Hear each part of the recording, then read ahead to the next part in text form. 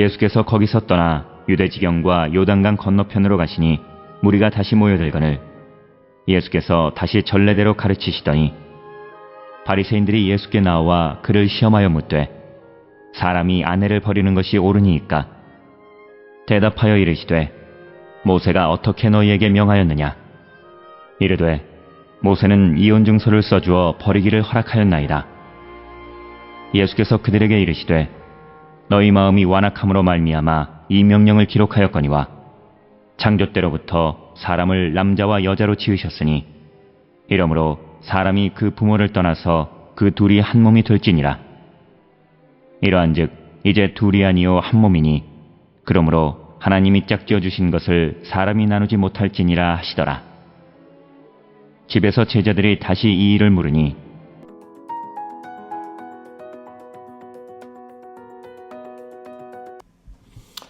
오늘 우리가 함께 읽은 마가복음 10장 1절로부터 12절에 있는 말씀은 예수님께서 이혼에 대해서 언급하시는 그런 말씀이 되겠고, 이전에 마태복음 5장 31, 32절과는 조금 다르게 예수님께서는 마태복음 5장에서는 음행한 연고로는 이혼을 할 수 있다 이렇게 되어져 있었지만, 그러나 오늘 주시는 이 본문의 말씀을 통해서는 예수님께서는 어떠한 경우에도 이혼을 해서는 안 된다라고 하는 것을 우리에게 강조하시는, 그래서 아주 이혼에 대한 엄격한 그런 이 입장을 취하시는 그런 말씀이 오늘 주시는 말씀이 되겠습니다.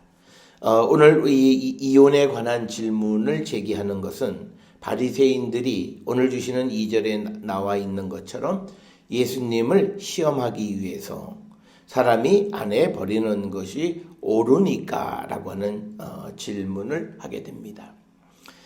이런 질문을 하게 된 가장 큰 이유 중에 하나는 이들이 예수님을 통해서 무엇을 알기 위한 것이 아니다 라고 하는 거죠.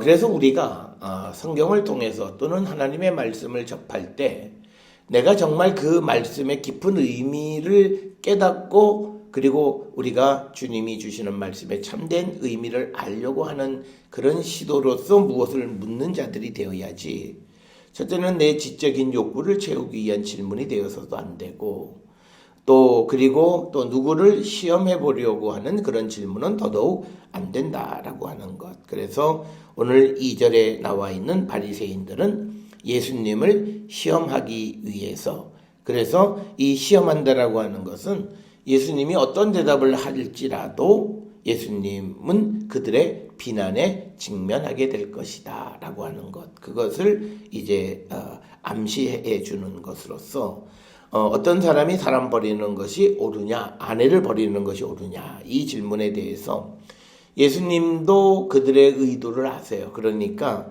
모세가 어떻게 명했느냐라고 이야기합니다. 그러니까 4절에 그들이 대답하기를 모세는 이혼 증서를 써 주어 버리기를 허락했다 이렇게 이야기합니다. 즉 신명기 24장 1절로부터 4절에 나와 있는 율법을 근거로 해서 그들은 대답을 합니다. 그렇게 될 때 5절에서 예수님께서는 그 바리새인들에게 너희 마음이 완악함으로 말미암아 이 명령을 기록하였거니와, 이 결혼이라고 하는 것이 갖는 의미를 율법 이전부터 끌고 올라가면서 6절에 예수님은 창세기 1장 27절을 근거로 해서 창세 때부터 사람을 남자와 여자로 지으셨고, 그래서 7절에 사람이 부모를 떠나서 그 둘이 한 몸이 될지니라. 이러한즉 이제 둘이 아니요 한 몸이다. 즉 뭐냐면 나누어질 수 있는 것이 아니다. 그러므로 하나님이 짝지어 주신 것을 사람이 나누지 못할지니라. 이렇게 대답을 하시면서 집에서 제자들이 다시 이를 물으니 이르시되 누구든지 그 아내를 버리고 다른 데에 장가드는 자는 본처에게 간음을 행한 것이고, 또 아내가 남편을 버리고 다른 데로 시집을 가면 역시 간음을 행한 것이다. 즉 이혼을 통해서 또 다른 어떤 죄를 짓기 때문에 이혼을 불허하시는 엄격한 입장을 취하시는 것이고요. 또 하나 이런 질문을 하게 되어진 이유, 그리고 예수님이 이렇게 엄격하게 말씀하셨던 이유는 이 아내에게 이혼 증서를 써주는 사람들의 그 의도함, 나쁜 의도, 그것을 잘 알고 있기 때문에 이혼 증서라고 하는 그 소위 합법성을 보증할 수 있는 그것이 있으면 얼마든지 이혼할 수 있다라고 하는 그런 생각 속에 사로잡혀 있는 그 사람들에 대한 반대 입장을 취하시는 것으로서 예수님은 율법 이전에 결혼이라고 하는 것은 하나님께서 천지를 지으실 때부터 서로 하나가 되게 하신 것이기 때문에 사람이 이것을 나눌 수 없다라고 하는 것을 우리가 분명하게 기록을 하고 있고요. 특별히 오늘 주시는 본문 12절에 보면 아내가 남편을 버리고 다른 데 시집 가면, 이 전제는 사실은 유대인들의 사회에서는 있을 수 없는 일입니다. 유대 사회에서 그 이혼은 남자가 주도적으로 하는 거지 여자가 주도적으로 할 수가 없다라고 하는 것이고, 그래서 어떤 일부 이 성경 본문을 해석하는 분들은 오늘 주시는 이 9장 1절로부터 12절에 나와 있는 이 말씀은 예수님께서 어떤 이방 땅에서, 이방 지역에서 말씀을 선포하신 것이 아닌가 이렇게 생각을 하기도 합니다.